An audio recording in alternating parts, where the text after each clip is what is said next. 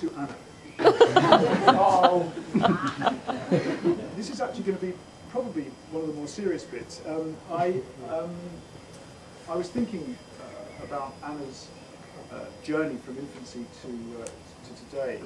I'm sorry if I'm beginning to sound a bit like the X Factor. Oh, Cheryl, I've been on such a journey.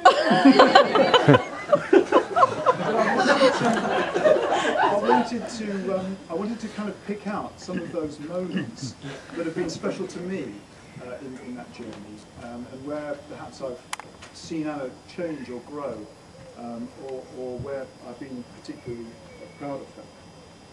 The first memory I have that I want to bring is the Kirby Fleeton Primary School nativity play.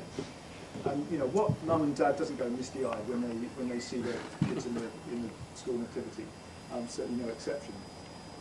But this particular nativity play, Anna played a star. I mean, she's a star anyway, but she played a star, and her job was to wear a white sheet and a big shiny silver star with tinsel around the edges, and it was to tell the story of the nativity and to shepherd all the little ones along and stop them falling off the stage and things. And I think for me, it was a lovely event anyway, but there was something to see in Anna about how she delivered her lines so confidently, and how she just quite unobtrusively but very, very firmly shepherded those little infants around the stage. And you could already see at that young age some of the qualities that she was going to bring into adulthood. Now, it's a great pity that Anna's said that there should be no home video shown today, because I could have shown you that. You kind of just have to imagine it. It's also a pity because my next example is of the Saturday Music Centre concerts. Anna took up in her teens playing the violin, and she used to take lessons, and every Christmas and summer term there was a concert.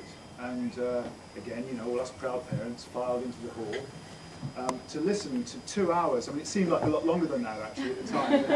2 hours of these children mangling some beautiful piece of classical music. Of course, we all thought it was wonderful.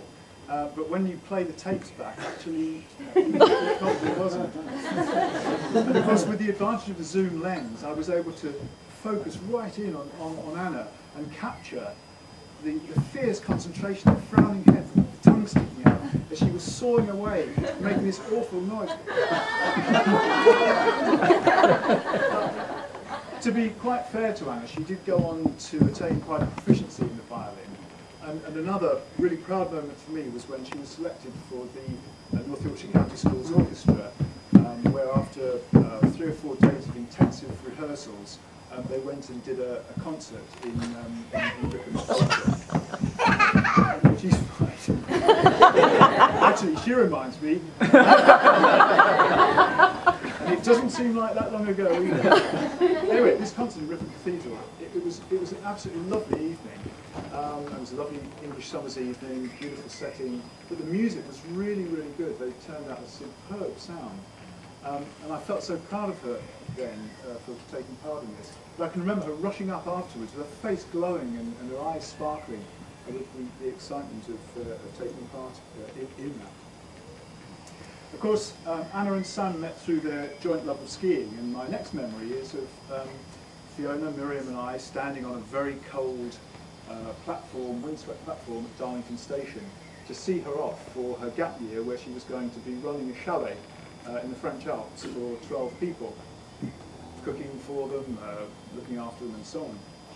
And I can remember seeing her, she had all of her possessions in a rucksack on her back, a big backpack, and the backpack was bigger than she was. And I know it's not difficult, because she's quite big, but you know, there was my little girl, who, let's remember, had just been at school a few weeks before, going off to the Alps, place she didn't know, people she'd never met, to run this chalet. How on earth was she going to cope? The answer, of course, was extremely competently, and when Jan and I went out a few weeks later to spend a long weekend with Anna, we went to dinner there in the chalet one evening, and and there she was, chatting away, quite relaxed to her guests and to us. At the same time, preparing this meal for 12 people, 3-course meal, really lovely food, and you know, this incredible transformation had come about. Of course, she did have a secret weapon, because toiling away in the little galley kitchen at the back was Sam. The next day we all went skiing together, and that was another one of those kind of seminal moments, really, because I'd been skiing before with Anna and Miriam, and we had to keep stopping every half a mile or so for them to catch up. Well, it has to be said, we didn't have to wait quite so long for Anna as we did for Miriam, but that's another story. This time, as soon as we were out of the lift, Anna shot off down the slopes, weaving expertly between all of the other skiers, and left me just completely standing.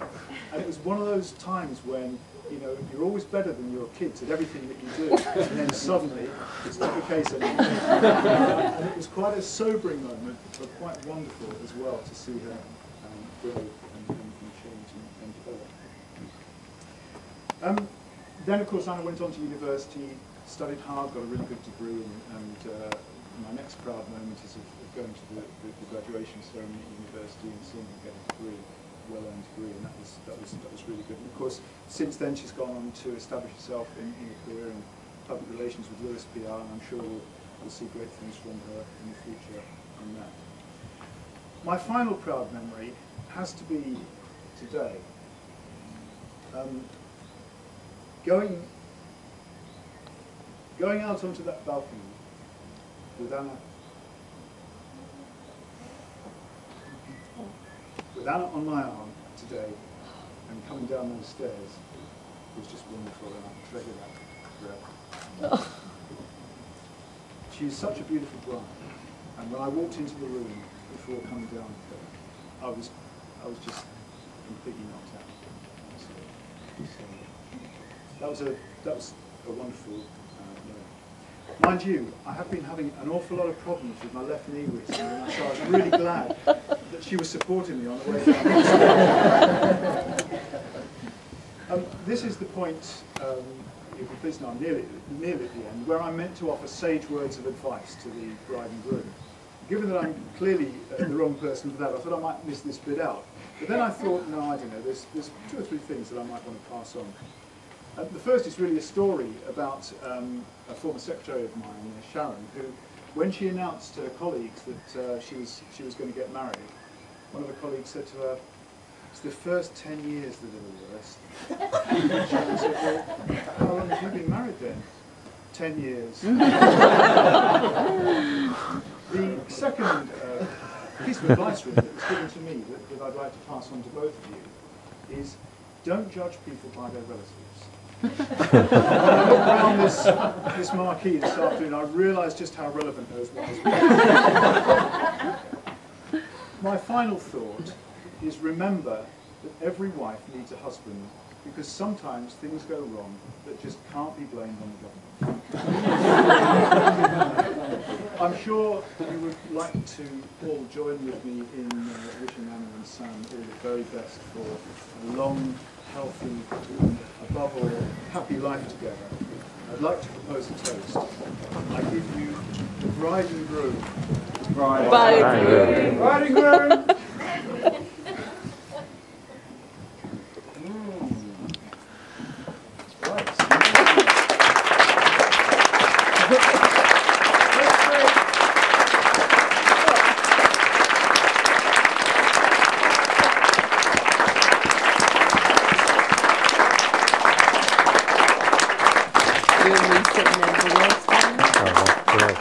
Ah, very good.